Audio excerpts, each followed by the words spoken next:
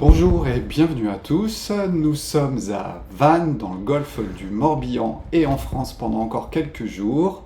Ensuite, c'est le retour au Brésil, à Rio de Janeiro exactement, un petit peu plus au sud, où se trouve ce temple bouddhiste Agente da Praia, où vous pouvez bien avoir les vidéos sur YouTube sur cette chaîne du temple, ou alors vous êtes sur ma chaîne A Vida e Magica, comme ça, que ce soit à droite ou à gauche, s'il y en a une qui se perd, eh bien, il y aura toujours l'autre, et les vidéos seront toujours disponibles.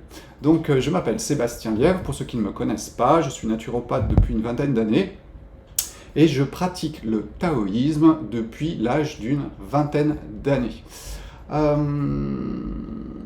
J'ai rejoint le temple bouddhiste à Rio depuis à peu près 2 ans, et j'avoue que je ne connaissais pas tellement le bouddhisme, et ça m'a parlé tout de suite, et quelque part c'était aussi une pratique de ma vie sans le savoir, avec mon contact avec les éléments notamment, qui fait que j'étais déjà dans un mouvement bouddhiste, mais sans le savoir. Et bien sûr, vous n'êtes pas obligé des fois de pratiquer quelque chose avec un nom qui est écrit dessus pour vous dire « Ah, je suis bouddhiste, je suis taoïste ». Non, vous êtes tout simplement en train de vivre d'une certaine façon avec vos couleurs, et effectivement, ça peut se rapprocher d'une tradition, d'une religion, d'une philosophie, et vous découvrez ça un jour par hasard. C'est exactement un petit peu ce qui se passe avec moi généralement.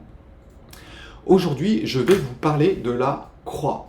Je vais vous parler de la croix comment? Avec sa symbolique, c'est-à-dire que vous avez la verticalité et vous avez l'horizontalité.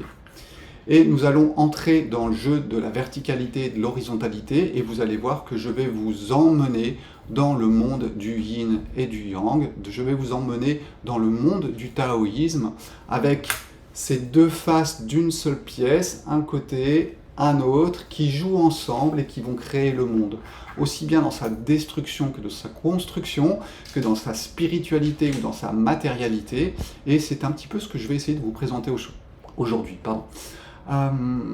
Sachez une chose, c'est que j'ai passé beaucoup de temps dans les encyclopédies, c'est-à-dire apprendre la matière, la physique, je voulais être prof de physique, prof de chimie.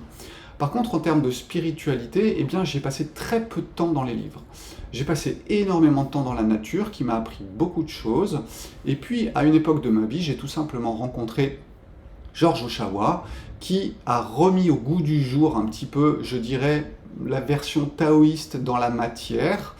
C'était dans les années 1900 et jusqu'en 1950, voire un petit peu plus. Il a sillonné le monde en essayant de retransmettre à nouveau pour les Occidentaux le yin et le yang. Ça a été rattrapé, très mal compris par les 68 arts, et malheureusement, voilà, c'est devenu un extrême, une pratique extrême qui est totalement ridicule, alors que normalement, ce qu'il voulait présenter, c'était tout simplement comment fonctionne le monde à travers le yin et le yang, mais surtout à travers la matière, puisqu'il a vraiment beaucoup parlé de l'alimentation. Mais il y a aussi des livres de George Ohsawa qui vous parleront de la métaphysique taoïste, mais on va dire plutôt tout simplement de la philosophie de l'extrême-orient, parce que ça reste la base de beaucoup de choses en extrême-orient, ce yin et ce yang, et bien sûr ça reste la base de tout ce qui se passe sur la planète, puisque nous vivons dans un monde de dualité où ces deux forces jouent ensemble. Et j'insiste là-dessus, je parle d'une unité et je ne parle pas d'une opposition, le yin qui lutte contre le yang, mais non, en fait tout se passe simultanément, sauf qu'une fois vous regardez le yin et une fois vous regardez le yang. Donc ça c'est pour poser les bases. Donc ne cherchez pas en moi, une encyclopédie de la spiritualité, je ne le suis pas.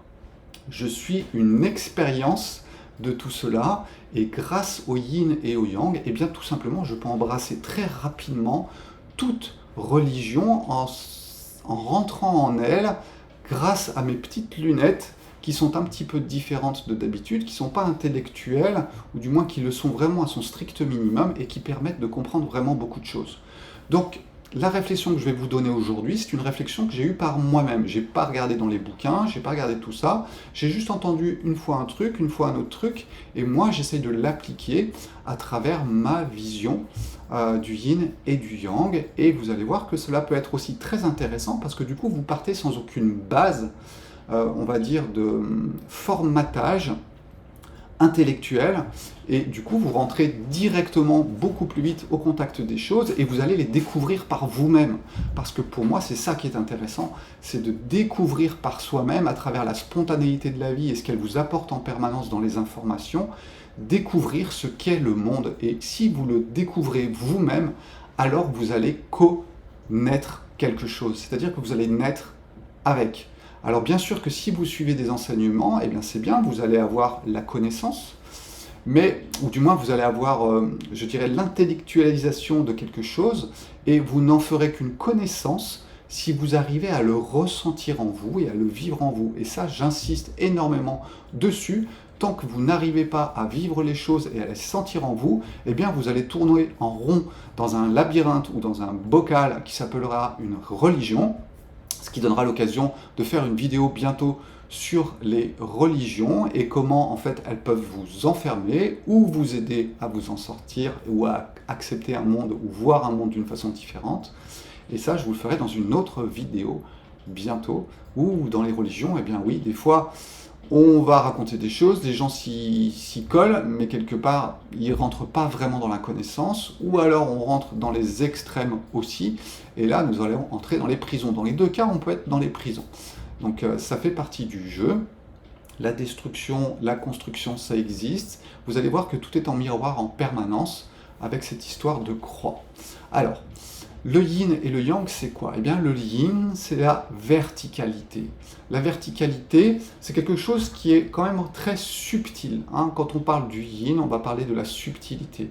Et aussi d'une certaine instabilité. C'est-à-dire qu'en fait, tout est flou, tout était flexible et instable. Donc si je pose mon stylo à la verticale, eh bien, si je mets un coup dans la table, vous vous rendez compte qu'il tombe très vite. La matière, le yang, c'est l'horizontalité. Donc cette horizontalité, elle, par contre, elle est très stable, elle est très concrète, et c'est pour cela que je vous explique qu'en ce moment, nous sommes en plein dans une hyper-matérialité, parce qu'en fait, nous pensons que la matière va nous donner cette énorme stabilité, et cette recherche de stabilité, elle est tout simplement due à une chose, c'est la peur de la mort, la peur de cette verticalité qui est tout simplement la spiritualité, mais qui malheureusement va pas forcément vous maintenir dans la matière. Donc vous allez voir qu'il y a un jeu permanent en nous entre le yin et le yang. Alors pour certains, ce sera plus dans la spiritualité permanente, mais c'est des gens qui vont pas être vraiment là, qui vont décoller les pieds du sol quelque part et qui montent. Voilà, vous avez ce sens vertical qui s'installe, ou alors vous avez ceux qui sont dans l'horizontalité et qui sont des terriens, qui sont très posés sur la terre et qui auront du mal peut-être à aller chercher une certaine verticalité. Alors le plus important, c'est surtout de comprendre qu'il n'y a pas de bien et de mal. Vous allez vous rendre compte que dès que vous entrez dans le bien et dans le mal, eh bien vous êtes dans la peur, et vous allez être dans la peur de la mort. C'est une règle du jeu, c'est-à-dire que si vous avez peur du bien, ou peur du mal, pardon, vous avez envie du bien, vous rentrez dans le jeu de la dualité, mais en les opposant et en les séparant, alors que les deux sont ensemble. La construction et la destruction ne sont qu'une seule chose, qui vont se matérialiser de deux façons différentes, et qui vont jouer d'un côté, et qui vont jouer de l'autre. On va revenir un petit peu sur les spirales dans quelques minutes, mais c'est pour vous expliquer un petit peu comme ça. Donc cette verticalité, c'est le yin, c'est le subtil, ça va être effectivement la spiritualité. Et puis cette horizontalité, eh bien ça va être la matière, et on peut rentrer tout de suite dans l'explication de cela. Eh bien la matière, c'est quoi? Eh bien par exemple tout ce qui va être mémoriel, vos mémoires, vos projections dans le futur, vos projections dans le passé, eh bien vous êtes sur un axe horizontal. Vous vous projetez vers l'avant, vous vous projetez vers l'arrière, et vous êtes dans la matière, parce que oui, la mémoire, c'est quand je me rappelle de ce que j'ai fait il y a 10 jours. Et ça, c'était où? Eh ben, c'était dans la matière. Et puis si demain, je me dis, ah bah le 7 novembre, je rentre au Brésil, eh bien je me projette encore dans le futur, mais je suis encore dans la matière. Si je me concentre sur la voiture que je viens d'acheter, eh bien je suis dans le concret, je suis aussi dans l'horizontalité et je suis encore dans la matière. Et la voiture que je vais perdre, eh bien elle sera aussi dans la matière. Je ne posséderai plus quelque chose qui me fait bien entrer dans cette matière et cette horizontalité. Cette horizontalité, c'est donc tout ce qui vous entoure. C'est aussi, bien sûr, la nature. La nature dans sa grande diversité, les animaux, les plantes, etc. Donc quand vous mangez, eh bien, vous êtes dans la matière, parce que tout simplement, vous vous envoyez des informations de matière, et ça vous maintient dans une horizontalité. Restons bien dans le fait de comprendre qu'il n'y a pas de bien et qu'il n'y a pas de mal. D'accord? Il y a une vie qui peut être dans la matière, une vie qui peut être dans la spiritualité, des vies qui peuvent être dans la matière et dans la spiritualité. Donc il n'y a pas de règle par rapport à ça, et chaque vie est différente de par ses couleurs. C'est ce qui fait tout l'intérêt, je dirais, de notre expérience ici, c'est d'avoir une capacité à expérimenter une chose et une autre, et parfois d'être au milieu, et ça, j'y reviendrai à la fin. Donc revenons à notre matière. Donc il est évident que si vous parlez de mémoire, si vous parlez de Freud, si vous parlez de Jung, si vous parlez de tout ce qui passe dans, je sais pas, les mémoires akashiques, dans le New Age par exemple, eh bien vous êtes dans la matière. Et voilà, si vous êtes dans le bien et dans le mal, eh bien vous vous enfermez dans la matière, parce que dès que vous venez à juger de quelque chose, eh bien tout simplement vous vous enfermez. C'est ni bien ni mal, c'est juste un fait. Restons sur les faits, et oui, je m'enferme. Si je veux avoir ma voiture, eh bien je m'enferme dans mon horizontalité, et c'est un fait, ni bien ni mal.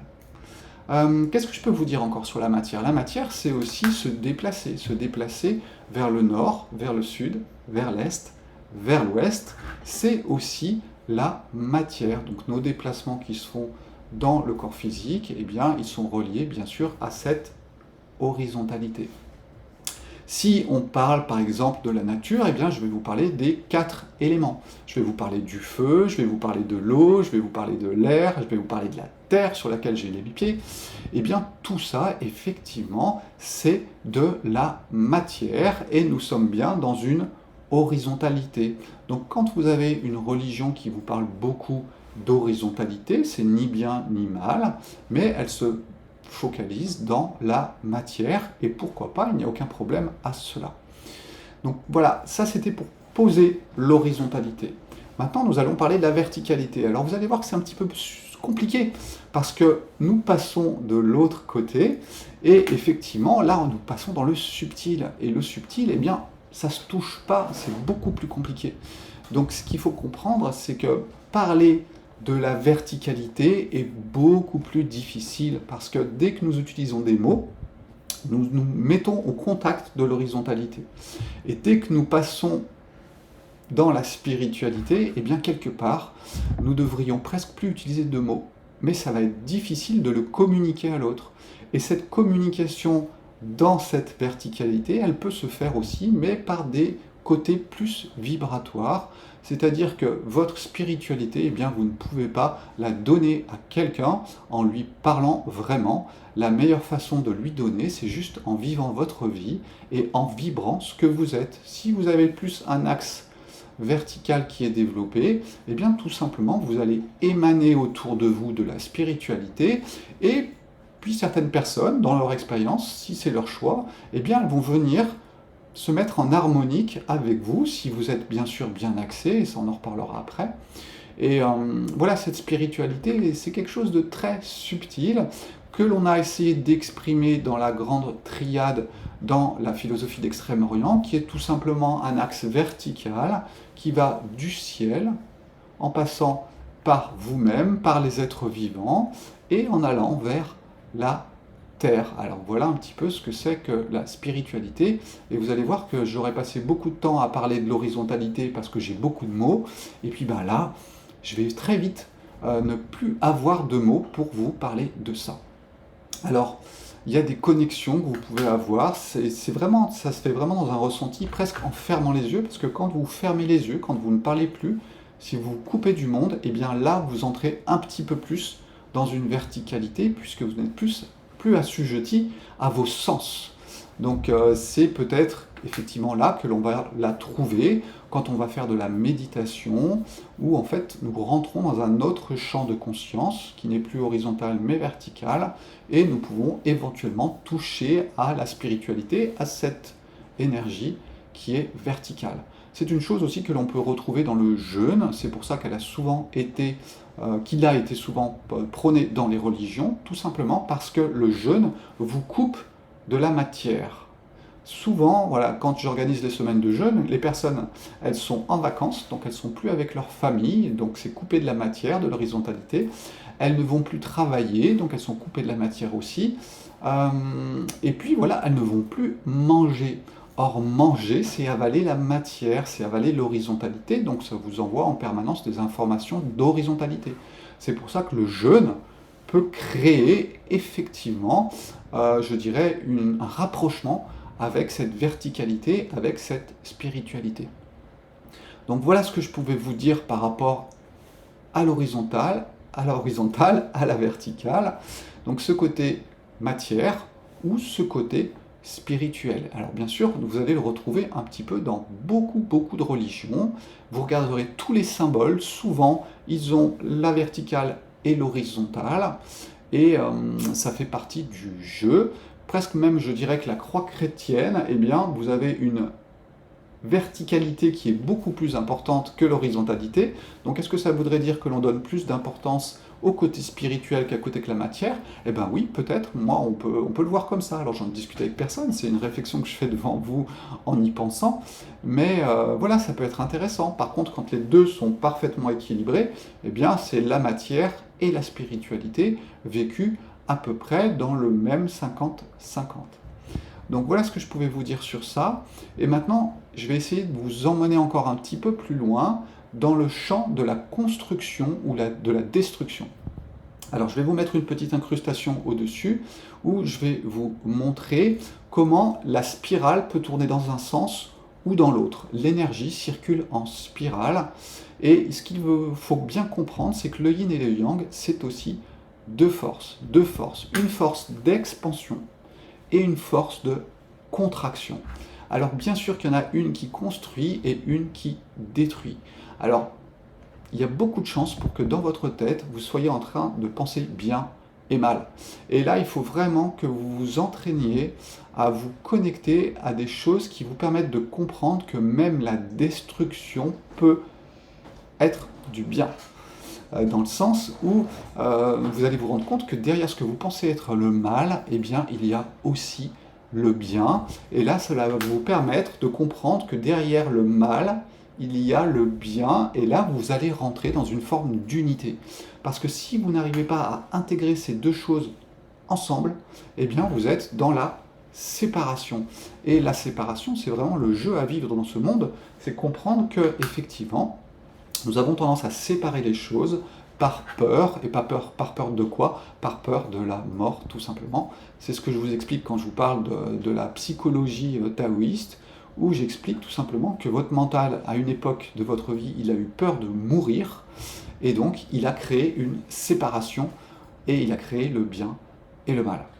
Donc, comprenez bien une chose, donc il y a des forces de construction, des forces de destruction, des forces d'expansion qui font exploser, des forces de construction qui remettent les choses en place, et c'est un jeu permanent de cycle entre construction et destruction. Alors vous allez me dire, mais quel rapport avec le vertical et l'horizontal? Eh bien tout simplement, avec ce petit dessin que je vous remets encore une fois, vous allez voir que tout est miroir, c'est-à-dire que même dans la spiritualité, eh bien, vous avez un miroir de construction et de destruction. Et puis dans la matière, eh bien, vous avez aussi la construction et la destruction. Alors si on prend par exemple le côté spirituel, eh bien, vous allez voir très rapidement comment on peut jouer avec les deux. Si, on va dire, allez, on monte vers le haut, mais c'est c'est totalement abstrait. On va dire que si nous montons dans le sens de la construction, eh bien vous allez être peut-être dans le monde des anges, dans le monde des archanges, dans le monde de Bouddha, des bodhisattvas, et vous êtes effectivement de ce côté plus constructeur. Et puis, eh bien, il y a le miroir. Comme je vous dis, derrière une face, il y a une autre face. Et derrière la spiritualité de construction se cache la spiritualité de destruction. Et bien, tout simplement, eh bien, vous allez prendre ce qui est en haut, puis vous allez le mettre en bas en miroir, et vous allez avoir les anges déchus. Et c'est comme ça que nous pouvons expliquer aussi tout ce qui est, on va dire, démoniaque, ces forces de destruction, ou du moins qui vous tirent d'un côté et non pas qui vous emmènent de l'autre.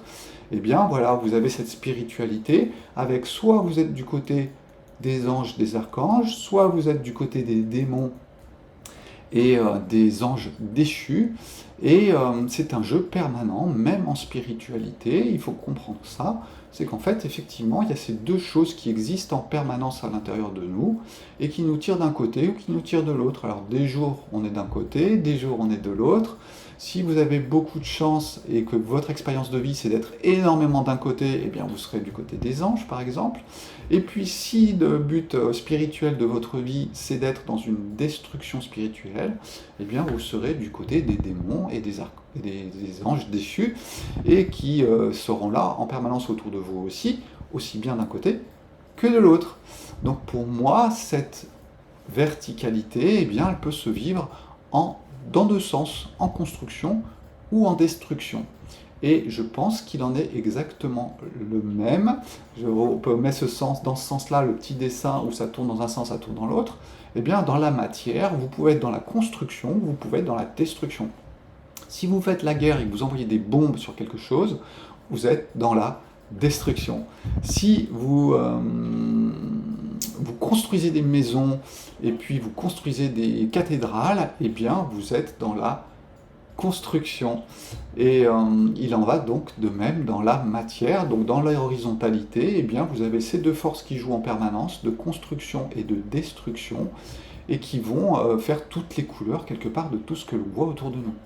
Alors, à quoi ça sert tout ce que je vous dis? Eh bien, tout simplement, si vous arrivez à intégrer le côté yin, le côté yang ensemble, qui jouent en construction, en destruction, et que vous arrivez à le voir sans que cela crée en vous certaines choses, eh bien, vous arrivez quelque part, petit à petit, au sommet d'une pyramide qui vous permet d'embrasser le monde dans sa globalité sans le refuser.